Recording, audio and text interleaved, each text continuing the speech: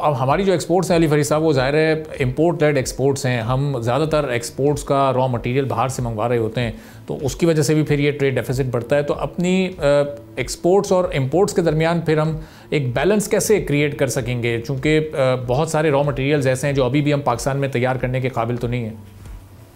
जी, आपने बिल्कुल दुरुस्त बात की कि ये बैलेंस को लेके चलना पड़ेगा, क्योंकि जो मटेरियल्स आपने मेंशन किए जैसे केमिकल्स वगैरह, वो सारे they are raw materials used for production of our exports as well.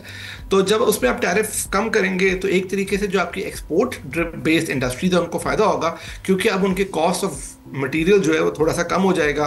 तो उनका एक तो मार्जिन भी इंप्रूव होंगे, प्लस उनकी कंपेटिटिवनेस इंटरनेशनल मार्केट्स में बेहतर होगी।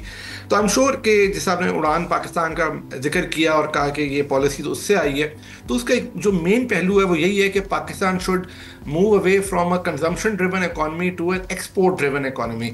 तो ये जो पॉलिसी है ये भी इसी पहलू पे ही देख के बनाई गई है, एंड आई एम श्योर कि इसकी जो एग्जीक्यूशन है उसको क्लोजली मॉनिटर किया जाएगा कि जो बेनिफिट हम एक्सपोर्ट सेक्टर्स को दे रहे हैं उसका क्या रिजल्ट भी निकल रहा है कि नहीं निकल रहा।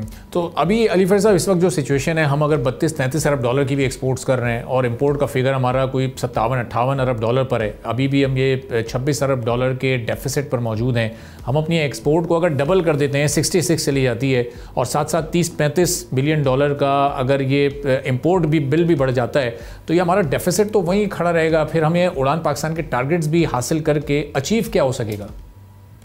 जी देखिए, इस पर जो है वो एक डेडिकेटेड फोकस है ऑन एक्सपोर्ट्स, और वो एक्सपोर्ट्स जो है वो ऐसे सेक्टर्स खुल रहे हैं जो पहले नहीं खुले हुए थे, जिसमें पहले कोई एक्टिविटी नहीं थी।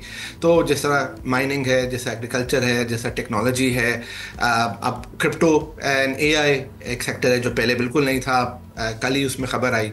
तो ये जो इंक्रीमेंटल कंट्रीब्यूशन है इन एरियाज़ की वो क्वाइट सिग्निफिकेंट हो सकती है। अगर आप सिर्फ माइनिंग पे देखें, जो सिर्फ रिको डिक के जो free cash flow generation potential है, that can resolve our trade deficit.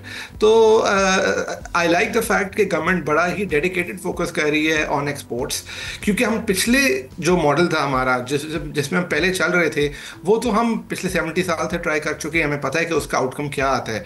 So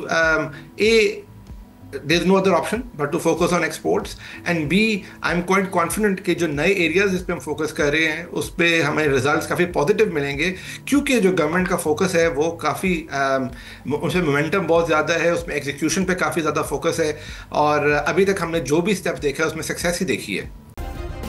subscribe करें और बेल दबाएं ताकि कोई खबर रह न जाए।